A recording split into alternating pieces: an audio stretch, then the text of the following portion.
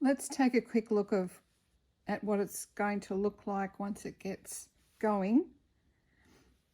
I use a different stitch marker for the beginning of round, just so you can see when it's coming up. A stitch marker in each corner, and this is what your corner looks like. It's not a point, it's like the point's been chopped off. Your sides have these peaks, and each you start with one peak per side, and then as you go on you add one per round, so you can actually tell what row you're on by counting the peaks. I've got 1 2 3 4 5 6 7 9 10 11 12 13 14 15 16. I've done 16 rounds. When I get to the end of the round,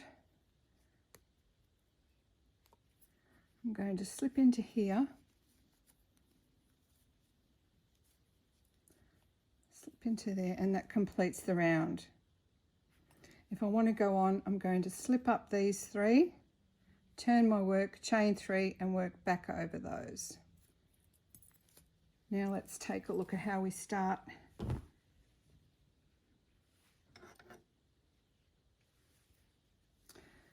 This is what we'll be doing.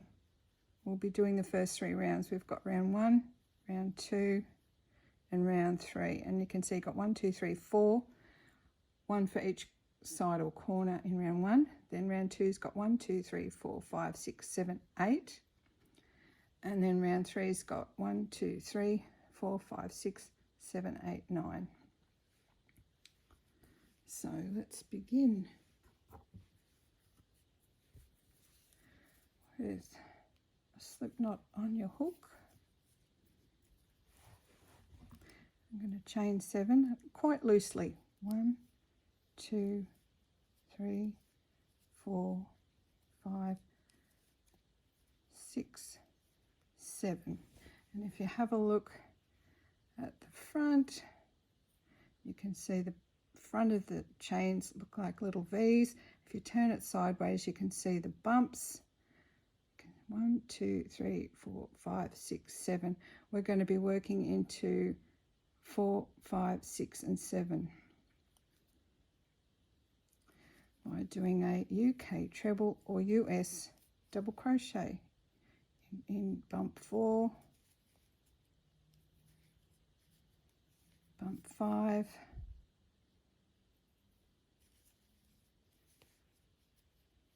bump 6, and bump 7. And I had no troubles with that at all because I didn't do my chains tightly at all.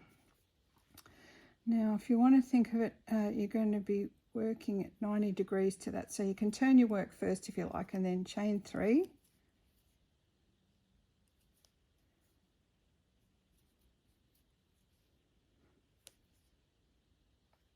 then do 4 stitches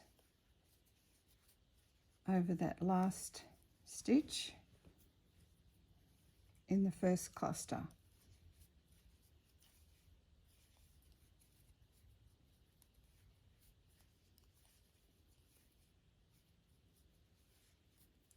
And we can tighten that up later when we sew our end in. Then we're going to turn our work, chain 3, work over that last stitch in the second cluster by doing 4 UK trebles, otherwise known as US double crochet.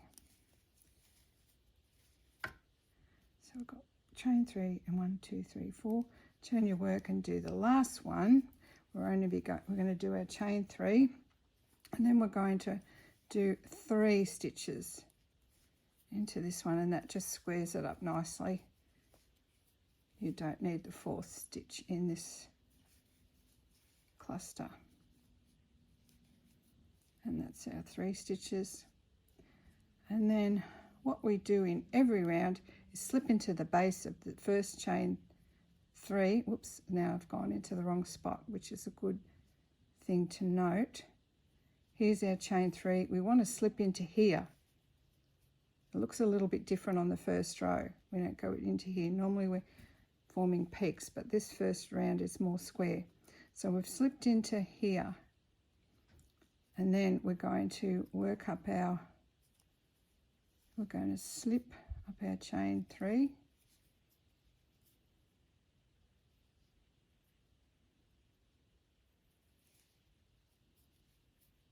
turn our work, chain 3. Now we're working round 2. Our first cluster is going to be over that first chain 3 that we slipped up, and we're going to do 1, 2, 3, 4 stitches. That's the first half of our first corner stitch. We're only going to be working corners on round 2, so that's the first part. Now turn your work, chain 3,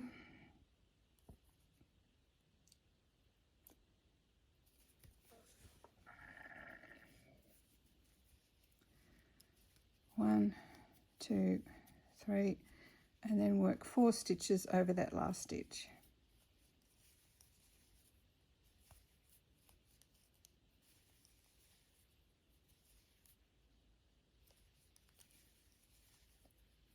And 4, and that's our first corner. Now we slip into the next, that's a chain 3, and here's our stitches. Slip in between the next chain 3 space, chain 3,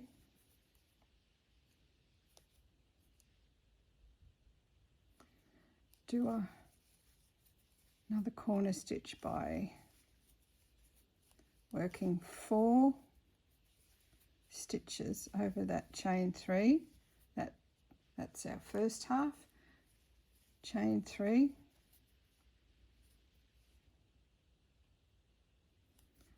and then work the second half of our corner stitch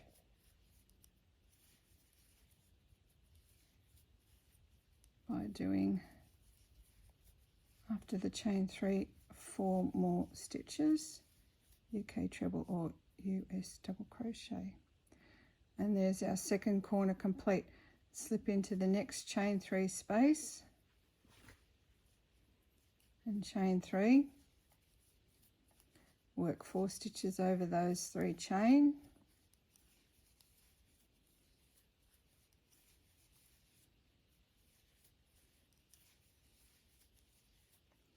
turn your work and chain 3, turn your work 90 degrees and work sideways at 90-degree angle to the first half by working over the last stitch in the first cluster of that corner.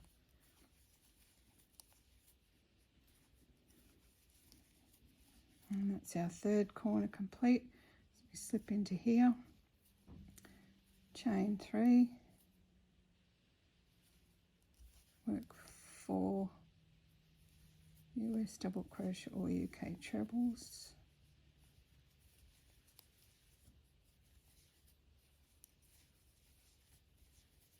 chain 3, and work into that last, work around that last stitch, 4 stitches, 1, 2, 3, 4. Now we'll put our work on the table, and you can see that we have 1, 2 peaks going that way, or our clusters are going this way. 2 clusters are going off in that direction, 2 clusters going off in that direction, and 2 clusters going off in that direction. So now to finish our round, we slip into the base here of where we started, and we're using the same colour, so we're going to slip up 1, 2, 3, turn our work, chain 3, 1, 2, 3, and now we're going to work our first side stitch over that chain 3 that we slipped up. 1, 2, 3, 4. Now we're going to work a corner stitch into our previous corner. You can see we've got a cluster heading off in that direction and a cluster heading off in that direction. We need to work our corner stitch into this chain 3 space. It's the last cluster of the round, or the first cluster of the corner. So slip into there, chain 3, and work 4 stitches. 1, 2, 3, 4, chain 3, 1, 2, 3, and now we're going to do the second half of our corner is worked over the last stitch in the first cluster. 1, 2, 3, 4, and that's our corner done. Then we'll slip into between this chain 3 and work a side stitch, so it's just 1, 2, 3 chain 4 stitches. 1, 2, 3, 4. Then we work another corner. So on round 3 we've just got 1 side stitch and the rest are all corners, 1 side stitch per side. Slip in here and make a corner stitch.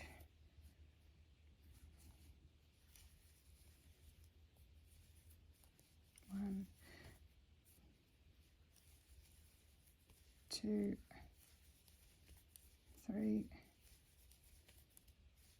4, chain 3, and work into that last stitch. Around that last stitch do 4 stitches. 2, 3, 4,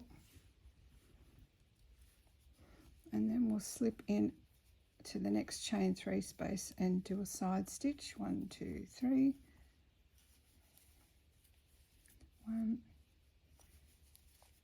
2, 3, 4. Then we'll be making another corner stitch into here.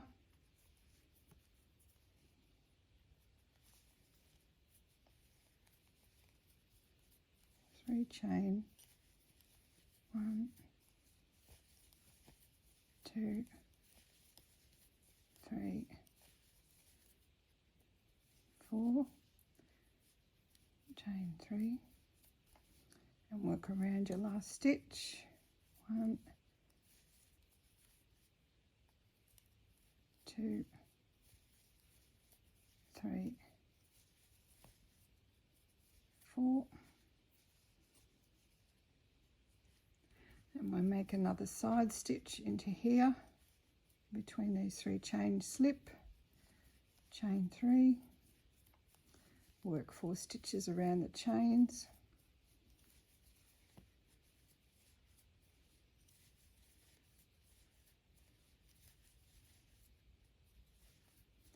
and then we come to our last corner, slip into the chain 3 space, 1, 2, 3 chains, 1, 2, 3, 4, chain 3, work around the last stitch for our second part of the corner stitch. 2, 3, 4. Now let's take a look. We've got 1, hang on, what have we got here? We've got 1, 2, 3, 1, 2, 3, 1, 2, 3, 1, 2, 3. So we're going to slip into here. That was our beginning of round. And then to work round 4, we continue on by slipping up these chains.